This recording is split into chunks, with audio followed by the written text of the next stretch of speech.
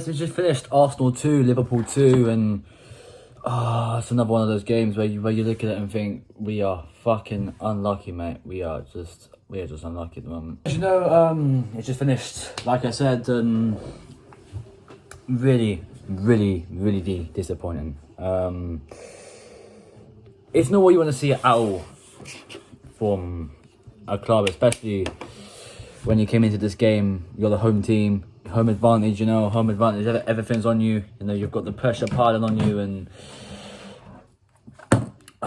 the Gabriel injury fucked everything up. And I'm sitting there looking at it and thinking, fucking hell.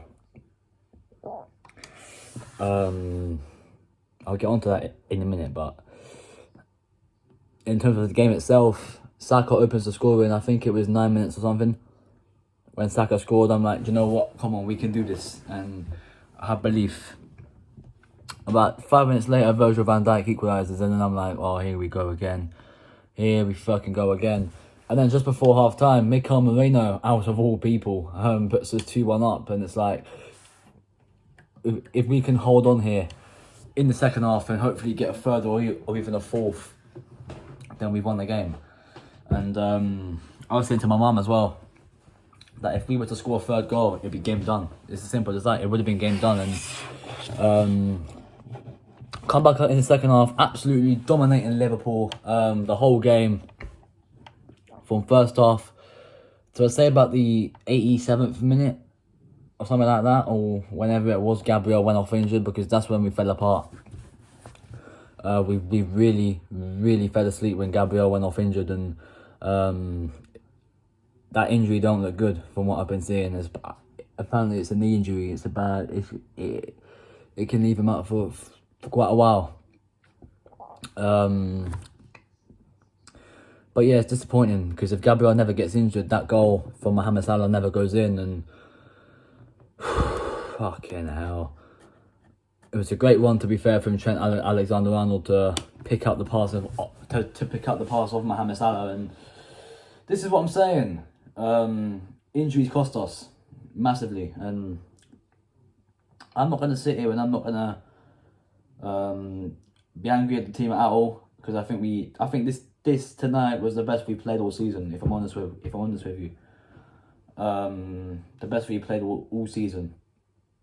The passion, the desire, everything was there tonight. And one thing I do want to touch on, right, is I was watching that game last night, the El Clasico, which, by the way, what a game that was. Barcelona winning by 4-0 at the Bernabeu, right? And I had a very, very close look at the referee, right? Nothing wrong with him. Gave the right decisions. Mbappe had a penalty that he missed. It was a penalty. Fair enough. Your man comes sliding through, and do you know what I'm saying? That towards the end, what was that about? That's something that I want to address, because apparently there's a so-called foul in the build-up to the goal. The third goal, right? Let's just say we got a third goal just for the second, right? And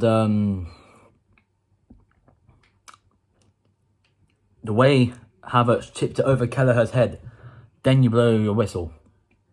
Where's the foul? Where is the foul? Oh, it's quick, it's Arsenal, they're about to score.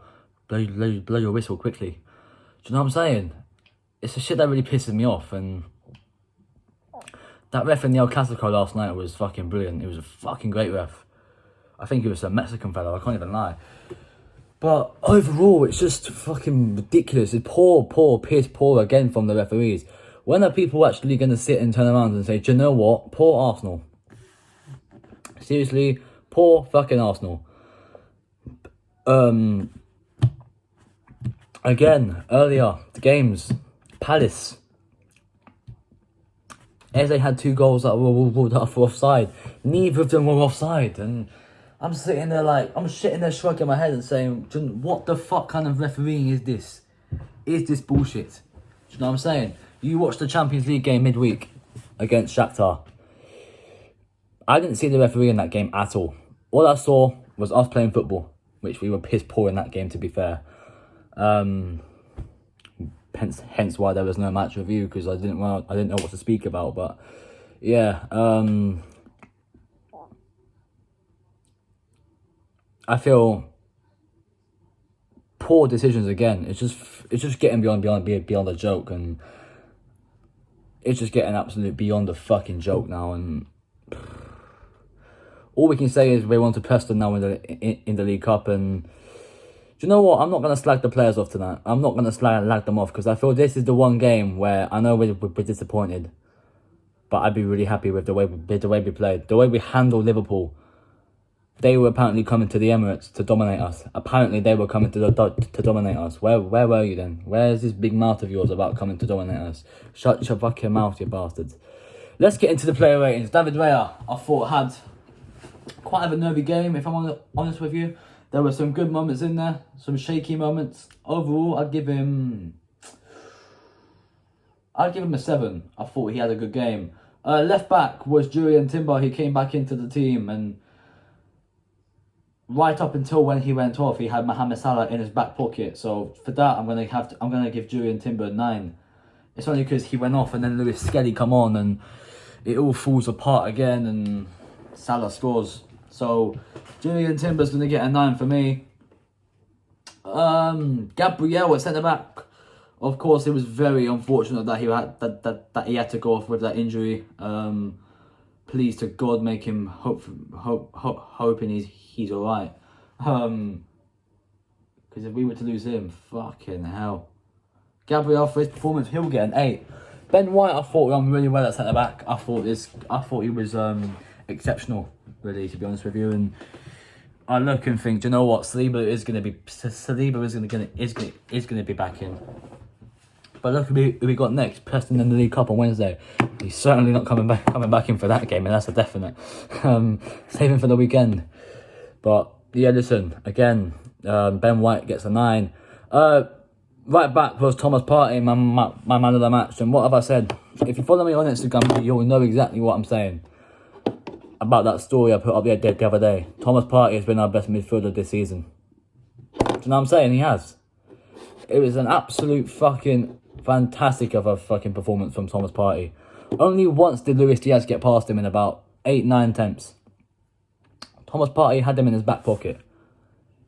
Thomas Partey he gets my man of the match and he's gonna get a 10. Into the midfield, Declan Rice, I thought, had a really good game as well. I thought he's naturally coming back to his old self, which is something really good to see. And he's gonna get an 8. Mikel Merino scored. Could have scored 2, to be honest with you. I don't know where he was aiming for that other one for, but fucking hell. I'll give Merino a 9 just for his goal and his contribution. And yeah, fuck it, why not? Martinelli on the left, I thought again had quite a poor game. To be honest with you, it wasn't the Martinelli we've been seeing over the last few weeks. It was quite a poor Martinelli tonight. And I feel Martinelli's going to be that kind of player. He's going to be fantastic for about 2 weeks, and then a week later he's just going to fall off again. And you know what I'm saying? So he's going to get a 7 for me, Martinelli. Trossard through the middle, I thought had a relatively alright game. I suppose the one thing to look at and think, do you know what? The way he's been filling in for Odegaard since his absence has been second to none. Trossard's been phenomenal, and I'm going to give Trossard an 8. Saka on the right, of course, he's back and scoring again and doing what Bukayo Saka does and doing what Saka does best. It's just scoring goals and, do you know what I'm saying, ripping Robertson to pieces yet again. And oh God, Saka's going to get a 9. Kai Havertz up top, I thought I had a poor game. Had a poor game. One of his worst performances in an Arsenal shirt, I'm going to say it. It wasn't the best from Kai Havertz at all. Had so many attempts and missed so many of them. So I'm able to think. Lewis Skelly come off the bench, I thought done really well to keep up with Mohamed Salah. It's unfortunate that that Salah's that fucking thing, Donkey Kyrgios was playing. Otherwise, Lewis Skelly may have gotten himself back into position to get the ball for Salah and boot it up the pitch somewhere, see where we can find it. Lewis Skelly's going to get an 8, I feel. He's coming on against Salah. One of, if not the best winger in world football. You've got to give him the credit for that. The bravery and everything, because he could just turn around and say, do you know what, fuck that, I ain't going on. Kyrgios, he gets a 0, we move on. Gabriel Jesus had that chance right at the end of the game. Ray Moore scissor kicked it straight into the hands of Queven Kelleher. That I thought could have been a chance, you know. That and I think could have been the chance for us to win the game, but yeah. And then who else come on? Wanyeri. I think he wasn't as effective as he normally is. Took a corner, took it quite well actually, to be honest, to be fair, and I don't have any problems with him. So yeah, there we go. That's it for the match review. It's another weekend done, and oh god, fucking hell. It's another weekend done and dusted, really. Officials being officials again. Absolute twats. But yeah, listen, we move on now to Preston in the League Cup on Wednesday night. Looking forward to that game as well. And then we move on to the big game against Newcastle, Saturday 12:30. Previews for both of them games coming out very soon. If you're new around here, hit the like button, subscribe if you haven't already, and I will see you lot soon. I'm out of here. Peace.